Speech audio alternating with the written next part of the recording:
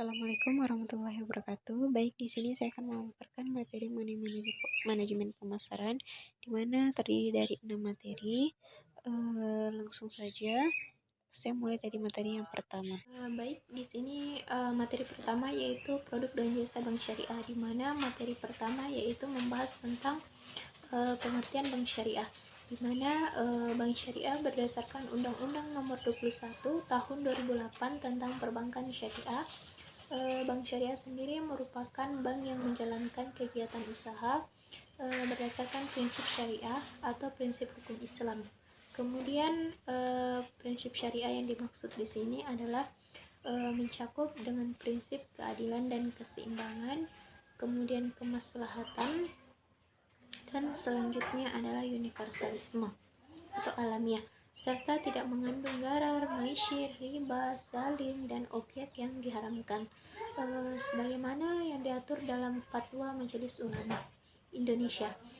Yang materi kedua adalah produk bank syariah, di mana secara umum bank adalah lembaga yang melaksanakan 3 fungsi utama, yaitu menerima simpanan uang, meminjamkan uang, dan memberikan jasa pengiriman uang. Bukan hanya sebagai penyalur dana, akan tetapi fungsi bank juga sebagai lembaga penghimpun dana dari masyarakat, di mana penghimpunan dana tersebut dapat berbentuk giro, tabungan, atau deposito. Kemudian ada pun yang termasuk dalam produk bank syariah, yaitu yang pertama adalah tabungan syariah, di mana tabungan adalah simpanan yang penarikannya melalui beberapa ketentuan yang sudah dijelaskan oleh pihak bank pada nasabah. Kemudian sarana penarikannya bisa menggunakan buku tabungan seperti ATM, slip, penarikan, dan juga melalui metode canggih lainnya seperti internet banking. Kemudian ciri khas tabungan syariah adalah menerapkan akad wadiah atau tanpa bunga. Produk selanjutnya adalah deposito syariah, di mana deposito adalah produk simpanan di bank yang penyetorannya maupun penarikannya hanya bisa dilakukan pada waktu tertentu saja, karena bank membutuhkan waktu untuk melakukan investasi, di mana akadnya menggunakan akad mudharabah, di mana mudharabah sendiri artinya tabungan bagi hasil atau nisbah antara nasabah dan bank. Selanjutnya adalah gadai syariah. Gadai syariah adalah meminjamkan uang kepada nasabah dengan jaminan harta yang bernilai dan dapat dijual. Kemudian uang yang dipinjamkan adalah murni tanpa bunga. Namun nasabah wajib menyerahkan barang jaminan atau marhum untuk kepentingan sebagai alat pembayaran utang, manakala pemberi gadai tidak dapat membayar utang saat jatuh tempo yang telah disepakati. Kemudian akad yang digunakan adalah akad mudharabah. Pada giro syariah adalah akad kerjasama antara nasabah sebagai penyimpan dana atau sahibul mal, sedangkan bank sebagai pihak yang mengelola dana atau mudharib. Produk selanjutnya adalah leasing syariah. Nah, leasing ini sudah sangat familiar dalam kehidupan kita sehari-hari, karena sudah banyak masyarakat yang menggunakan jasa layanan tersebut. Contohnya adalah seperti pembelian mobil atau motor atau benda berharga lainnya. Kemudian adapun produk dan jasa perbankan lainnya, yaitu seperti wakalah, khalafah, sarf, ran, hiwala, ijara, dan al-wadiah. Materi kedua adalah pentingnya harga produk atau jasa perbankan, di mana materi pertama membahas pengertian harga produk atau jasa bank. Ada beberapa pendapat mengenai pengertian harga menurut para ahli, yaitu yang pertama adalah menurut Peter 2000. Harga didefinisikan sebagai jumlah uang yang harus diserahkan konsumen untuk membeli suatu produk atau jasa. Kemudian harga merupakan satu-satunya elemen yang berkaitan dengan pendapatan. Definisi kedua menurut Kotler dan Armstrong 2008, harga adalah sejumlah uang yang dibebankan atas produk atau jasa atau jumlah dari nilai yang ditukar konsumen atas manfaat-manfaat karena memiliki atau menggunakan produk atau jasa tersebut. Selanjutnya, harga menurut William J. Stanton adalah jumlah uang yang dibutuhkan untuk mendapatkan sejumlah kombinasi dari barang beserta pelayanannya. Kemudian indikator yang mencirikan harga menurut William J. Stanton yaitu yang pertama keterjangkauan harga produk, yang kedua harga yang sesuai dengan kualitas harga produk, yang ketiga adalah harga yang sesuai dengan manfaat suatu produk dan daya saing harga produk. Kemudian materi kedua yaitu strategi penetapan harga produk atau jasa. Strategi penetapan harga menurut Burton dan Olson ialah suatu hal yang perlu diperhatikan dalam 3 situasi berikut ini: ketika harga suatu produk baru sedang ditetapkan, yang kedua ketika sedang mempertimbangkan melakukan perubahan jangka panjang bagi suatu produk yang telah mapan, dan ketika sedang mempertimbangkan melakukan perubahan harga jangka pendek. Kemudian adapun pendekatan strategi dalam penetapan harga, yaitu yang pertama adalah analisis hubungan konsumen produk. Maksudnya produk atau jasa yang ditawarkan kepada konsumen oleh perusahaan harus memiliki keunggulan pembedaan yang jelas, terlihat dan layak diberi oleh konsumen, atau perusahaan harus menciptakan keunggulan pembedaan baru yang didasarkan pada variabel bauran pemasaran lainnya. Selanjutnya adalah analisis situasi lingkungan. Maksudnya ini adalah perusahaan harus mempertimbangkan elemen-elemen lingkungan lainnya seperti tren ekonomi, pandangan politik, perubahan sosial, dan hambatan hukum pada saat mengembangkan strategi penetapan harga. Selanjutnya adalah menentukan peran harga dalam strategi pemasaran. Maksudnya pada tahapan ini membahas tentang penentuan apakah harga yang ditetapkan akan menjadi aspek kunci pemosisian produk atau jasa akan ditugaskan untuk memainkan peran yang lain. Selanjutnya memperkirakan biaya produksi dan pemasaran yang relevan. Maksudnya adalah biaya untuk memproduksi dan memasarkan suatu produk atau jasa dengan efektif dapat menjadi suatu tolak ukur yang sangat berguna dalam membuat keputusan harga. Yang kelima adalah variabel produksi atau jasa dari pemasaran. Biasanya ini adalah harga minimum yang harga.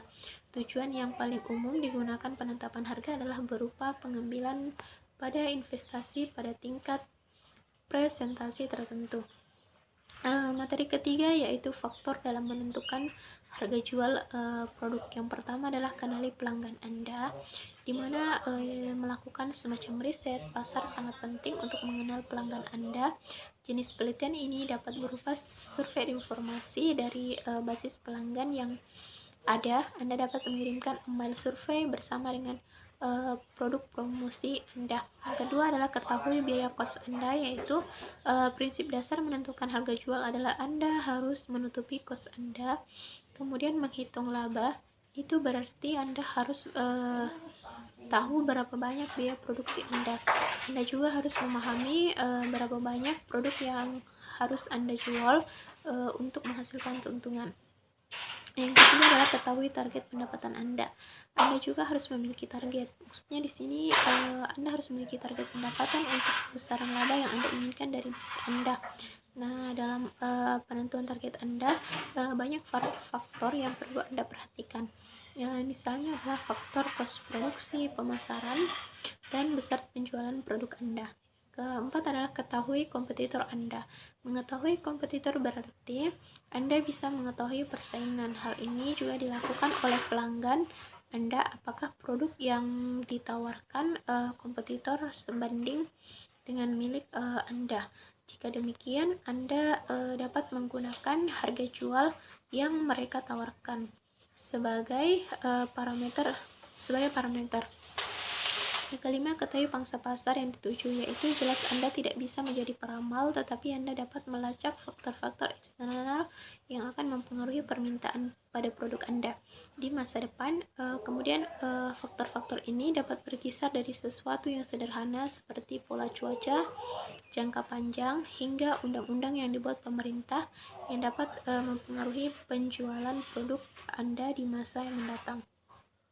Materi keempat adalah yaitu tujuan penetapan harga produk atau jasa, di mana yang pertama adalah memaksimalkan keuntungan laba, yang kedua mendapatkan dan mempertahankan pasar, yang ketiga melakukan pengembalian modal, dan yang keempat melakukan stabilitas harga. Materi ketiga adalah strategi promosi, di mana materi pertama yaitu pengertian strategi promosi, di mana pada hakikatnya promosi adalah suatu bentuk komunikasi pemasaran, yang dimana komunikasi pemasaran itu adalah aktivitas pemasaran yang berusaha menyebarkan informasi, kemudian mempengaruhi atau membujuk dan atau mengingatkan pasar sasaran atas perusahaan dan produknya agar bersedia menerima, membeli, dan loyal pada produk yang ditawarkan perusahaan yang bersangkutan. Kemudian strategi promosi dapat mempengaruhi volume penjualan produk atau jasa yang disediakan oleh perusahaan, di mana dengan melakukan promosi akan memberikan manfaat dalam memenuhi kebutuhan tujuan jangka pendek bisnis. Kemudian promosi tidak hanya dilakukan untuk memperkenalkan produk kepada konsumen, tetapi juga harus melakukan upaya untuk mempengaruhinya agar konsumen menjadi senang dan membeli produk yang ditawarkan, sehingga perusahaan dapat menjual suatu produk kepada konsumen dalam jumlah tertentu, dan jika suatu produk tersebut sudah memenuhi jumlah yang ditargetkan dari produk yang diperjualkan, maka volume penjualan yang akan dihasilkan tentu saja dapat menguntungkan untuk memberikan laba dan pemuasan konsumen. Untuk mencapai keuntungan dari volume penjualan, maka perusahaan perlu menitik beratkan kegiatan pemasaran pada marketing yang sudah ada. Kemudian materi kedua yaitu faktor-faktor yang mempengaruhi bauran strategi promosi, di mana yang pertama yaitu bauran promosi, di mana di dalam bauran ini terdiri dari beberapa poin.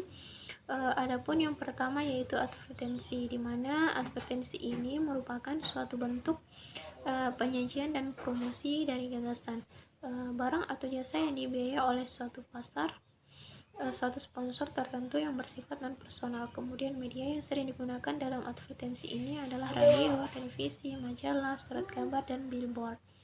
Adapun poin yang kedua yaitu personal selling, merupakan penyajian secara lisan dalam suatu pembicaraan dengan seseorang atau lebih calon pembeli dengan tujuan agar dapat terrealisasinya penjualan.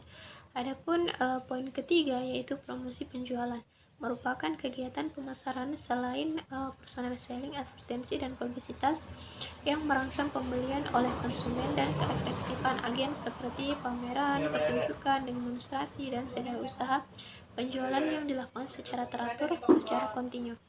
Kemudian adapun poin keempat yaitu publisitas, merupakan usaha untuk merangsang permintaan dari suatu produk secara non-personal dengan membuat baik yang berupa berita yang bersifat komersial tentang produk tersebut di dalam media tercetak atau tidak, ataupun hasil wawancara yang disiarkan dalam media tersebut.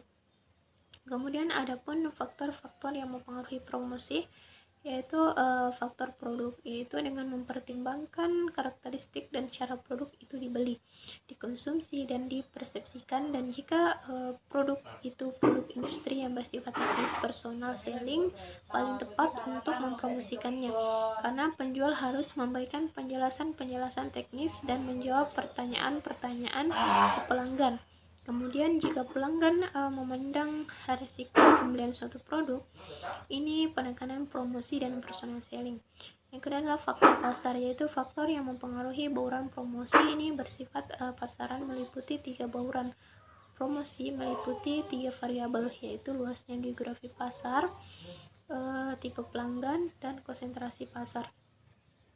Faktor pelanggan rumah tangga mudah dipikat melalui iklan, karena untuk mencapai mereka metode tersebut lebih murah. Sedangkan jika sasaran yang dituju adalah pelanggan industri, maka perusahaan harus menggunakan personal selling agar dapat memberikan penjelasan dan jasa-jasa tertentu yang berkaitan dengan produk. Materi ketiga yaitu target atau sasaran promosi. Yang pertama adalah sasaran promosi penjualan yang diarahkan pada pembeli akhir.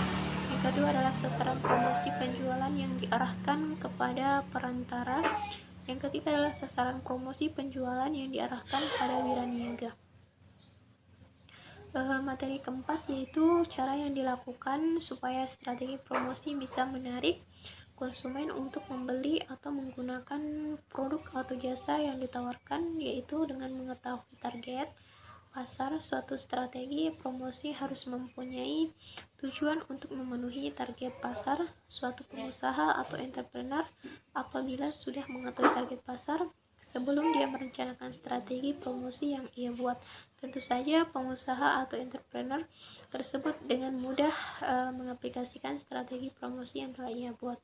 Yang kedua adalah memiliki pesan yang jelas dalam menyampaikan produk, di mana dengan memiliki pesan yang jelas di dalam strategi suatu promosi, perusahaan, barang atau jasa dapat dengan mudah menarik minat konsumen karena di dalamnya memiliki pesan yang disampaikan perusahaan mengenai gambaran umum suatu produk agar konsumen tertarik menggunakan produk yang perusahaan buat tersebut. Yang ketiga adalah menyertakan langsung keuntungan produk ke dalam target promosinya. Di zaman sekarang, para customer ingin mengetahui secara langsung apa keuntungan mereka membeli atau menggunakan produk atau jasa yang ada di perusahaan tersebut. Oleh sebab itu, perusahaan harus menyertakan secara langsung keuntungan produk atau jasa yang ke customernya agar customer tertarik dan lebih yakin dalam membeli atau menggunakan produk yang perusahaan tawarkan. Materi keempat adalah materi periklanan bank, di mana materi yang pertama yaitu definisi periklanan. Di sini menurut Monlele dan Carla, periklanan adalah komunikasi komersial dan non-personal tentang sebuah organisasi dan produk-produknya yang ditransaksikan ke suatu khalayak target melalui media bersifat massal seperti televisi, radio, koran, majalah, direct mail atau pengeposan langsung, kemudian reklame luar ruangan atau kendaraan umum. Kemudian menurut Philip Holter, periklanan adalah semua bentuk terbayar dari presentasi non-pribadi dan promosi ide, barang atau jasa oleh sponsor tertentu. Kemudian dari pengertian iklan tersebut dapat disimpulkan bahwa iklan dibuat dengan tujuan untuk menarik perhatian dan mendorong atau membujuk pembaca iklan agar memiliki atau memenuhi permintaan pemasangan iklan. Selanjutnya materi kedua yaitu media periklanan bank. Yang dimaksud dengan media periklanan adalah segala sarana komunikasi yang dipakai untuk mengantarkan dan menyebarluaskan pesan-pesan iklan. Pada prinsipnya, jenis media iklan dalam bentuk fisik dibagi ke dalam dua kategori, yaitu media iklan cetak dan media iklan elektronik. Yang pertama yaitu jenis iklan yang ditinjau dari beberapa aspek. Yang pertama dari aspek isi pesan, yang kedua adalah dari aspek tujuan, yang ketiga adalah dari aspek pemilik iklan. Yang kedua adalah pemilihan media. Ada banyak media iklan yang dapat digunakan untuk mendongkrak promosi penjualan. Secara garis besar, media iklan dapat dikelompokkan menjadi tiga bagian, yaitu media cetak, yaitu media statistis dan mengutamakan pesan-pesan visual yang dihasilkan dari proses pencetakan bahan baku dasarnya maupun sarana penyampaian pesannya menggunakan kertas ataupun sejenisnya, contohnya koran, majalah, tabloid, jurnal, dan sebagainya. Kemudian iklan media elektronik, yaitu iklan media elektronik adalah iklan yang proses bekerjanya berdasarkan pada prinsip elektronik dan elektromagnetis. Jangkauan media elektronik ini memiliki kelebihan mampu menjaga audiens yang lebih luas dalam waktu yang bersamaan. Namun sayangnya harga iklan ini juga bisa lebih mahal daripada media cetak, contohnya television advertising, radio, online, dan sebagainya. Ketiga adalah media iklan ruangan, yaitu merupakan berbagai media iklan yang ditempatkan di luar ruangan seperti jalan, pasar, terminal, stasiun, dan tempat publik lainnya, contohnya baliho, spanduk, dan lain-lainnya. Materi ketiga yaitu tujuan periklanan, yaitu sebagai alat bagi komunikasi dan koordinasi, memberikan kriteria dan pengambilan keputusan. Yang ketiga adalah sebagai alat evaluasi.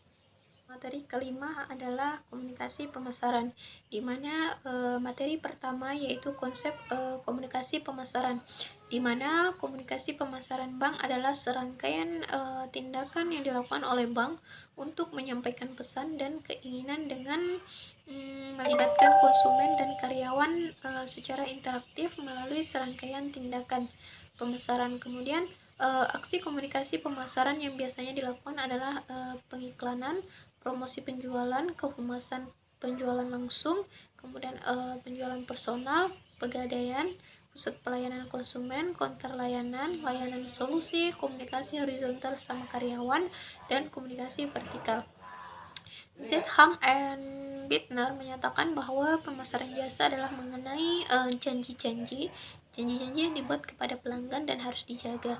Dalam hubungan dengan janji, maka dalam komunikasi pemasaran eksternal, saat bank membuat janji ke konsumen dalam konteks komunikasi pemasaran bank, hal itu berarti spesifik melakukan kegiatan periklanan, promosi, penjualan, kehumasan, dan pemasaran langsung. Yang kedua adalah komunikasi pemasaran bank, membangun hubungan baik dengan konsumen. Kemudian interaktif saat karyawan bank berusaha memelihara janji-janji yang telah dibuat bank ke konsumen. Maka itu berarti karyawan telah melakukan kegiatan-kegiatan seperti personal selling, pusat layanan konsumen, counter layanan, dan layanan solusi. Komunikasi pemasaran bank internal saat karyawan membuka peluang janji dengan bank, saat itu karyawan berarti telah melakukan kegiatan komunikasi vertikal dan horizontal dengan bank. Kemudian materi kedua adalah komunikasi pemasaran bank dalam aksi pertentangan antara penyampaian pesan dan komunikasi eksternal. Dalam hal janji yang dilebih-lebihkan dan atau ketiadaan informasi tentang aspek-aspek penting yang disampaikan untuk melayani konsumen dengan baik menjadi penyebab yang kuat dalam persepsi konsumen tentang kualitas produk dan layanan bank. Faktor-faktor penyumbang terhadap permasalahan komunikasi ini adalah yaitu pengelolaan yang tak mencukupi tentang janji-janji pelayanan. Yang kedua adalah harapan konsumen yang dilambungkan. Yang ketiga, pendidikan konsumen yang tidak mencukupi. Yang keempat, komunikasi internal yang terbatas. Permasalahan dalam komunikasi pemasaran bank akan muncul manakala terdapat ketidaksesuaian antara janji-janji baik yang dikeluarkan oleh wiraniaga, orang-orang penjualan, dan orang-orang periklanan, personel pelayanan dengan kegiatannya. Kemudian alasan utama suatu bank gagal dalam memenuhi janji-janji pemasarannya adalah yaitu keterbatasan informasi dan keterbatasan keinginan dalam mengintegrasikannya. Komunikasi pemasaran bank yang baik adalah apabila terdapat kesesuaian antara karakteristik produk dan jasa yang ditawarkan atau dijanjikan dengan kemampuan bank dalam memproduksi barang dan jasa. Setiap perbedaan kualitas akan menyebabkan perbedaan pengharapan, baik harapan bank terhadap nasabah maupun harapan nasabah terhadap bank. Kemudian untuk memenuhi janji-janji dalam iklan dan media promosi lainnya, maka perlu dijaga kapasitas dan kemampuan karyawan dan segala aktiva produktif bank bisa memenuhinya. Itu harus dijaga betul, tidak ada pelambungan janji. Setiap janji harus terukur dan berpotensi kuat untuk terrealisasikan. Materi ketiga yaitu komunikasi pemasaran bank terintegrasi. Terdapat 4 kategori strategi dalam mempertemukan antara penyampaian jasa dengan janji-janji itu, yaitu yang pertama adalah kelola janji-janji. Di dunia perbankan dan dunia usaha jasa pada umumnya, produk cenderung tak berwujud. Oleh karena itu, sulit untuk menjadikan produk dan jasa bank standar dan mekanis seperti lainnya di dunia publikasi. Kata kunci dari pengelolaan janji-janji adalah koordinasi dan tanggung jawab bersama antara bagian pemasaran dan bagian operasi. Jangan membuat janji-janji yang tidak bisa direalisasikan, karena hal itu akan menjadi bumerang yang akan muncul balik. Kemudian kelola komunikasi pemasaran internal.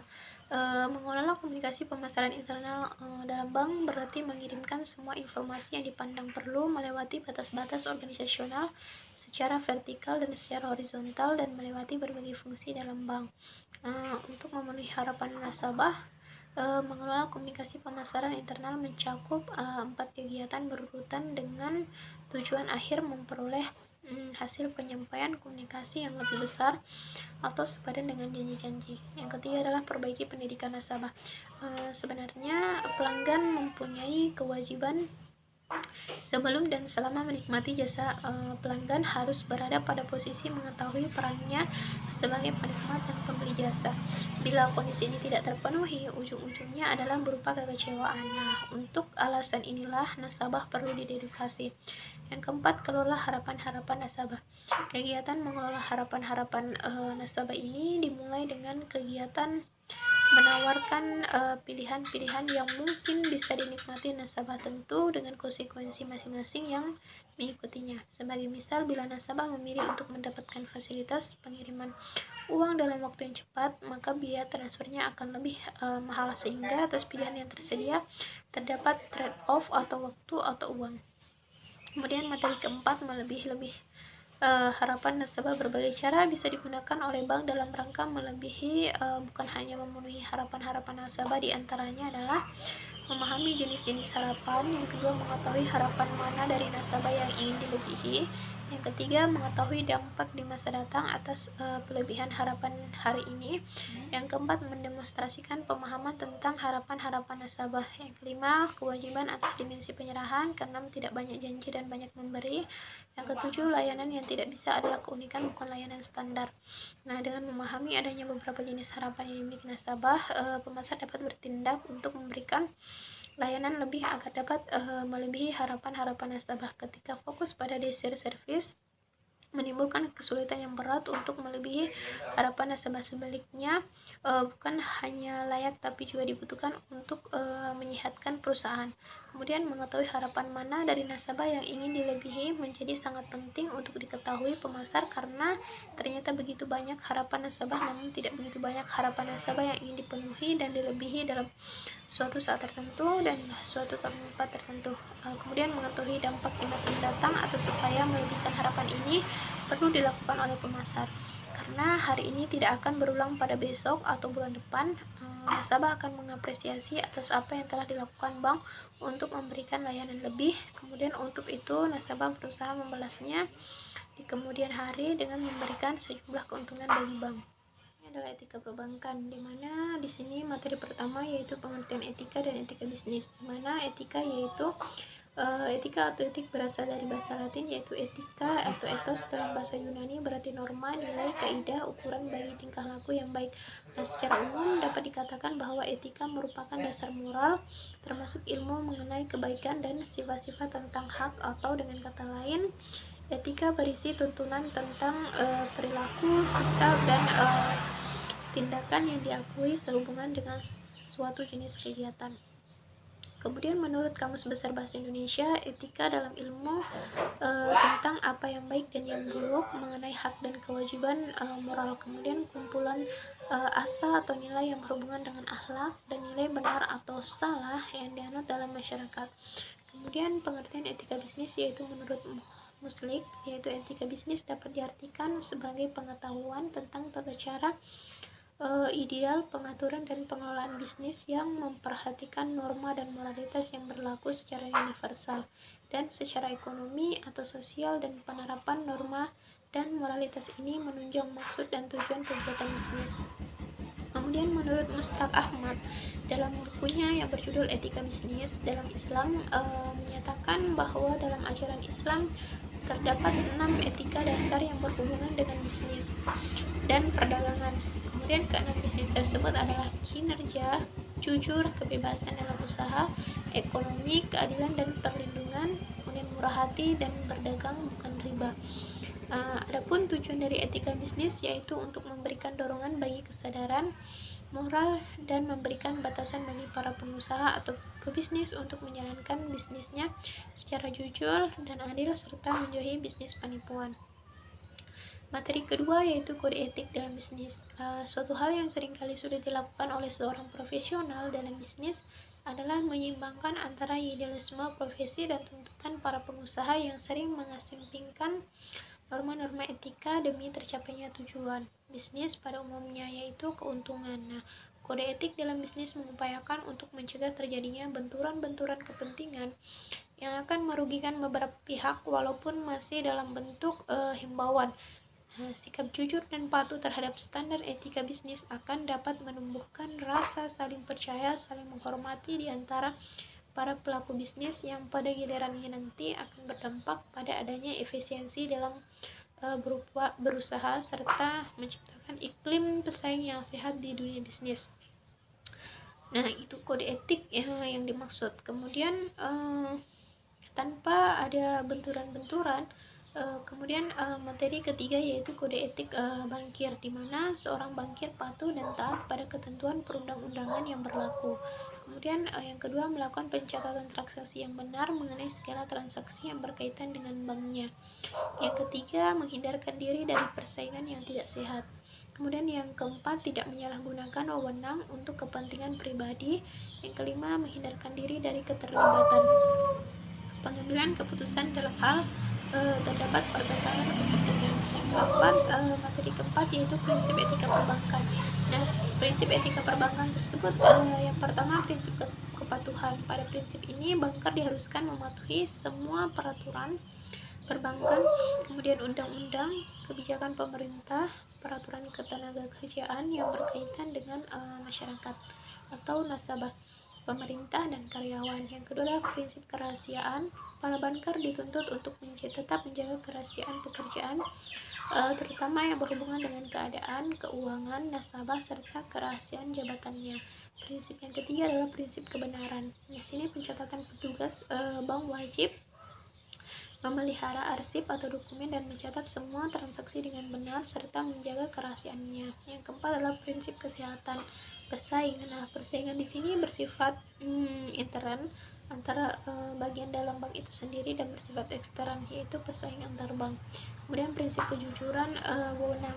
Nah, di sini kepercayaan dan wewenang yang telah diberikan oleh pihak pemerintah, nasabah, pemilik atau karyawan kepada bank hendaknya tetap diamankan dan tidak disalahgunakan untuk kepentingan di luar etika yang disepakati bersama. Yang keenam adalah prinsip keselarasan kepentingan. Dalam hal ini, bankar harus menyelaraskan antara kepentingan berbagai pihak, yaitu kepentingan masyarakat, nasabah, pemerintah, pemilik dana, dan karyawan bank. Yang ketujuh adalah prinsip keterbatasan keterangan. Meskipun petugas bank dan banker diminta untuk bersifat informatif terhadap pihak luar, namun sifatnya terbatas. Kedelapan, prinsip kehormatan profesi. Petugas bank dan bankir harus taat menjaga kehormatan profesi dengan menghindarkan diri dan segala bentuk kolusi. Nah, pemberi upeti, hadiah, dan fasilitas dari pihak-pihak yang menginginkan kemudahan peraturan dan prosedur perbankan.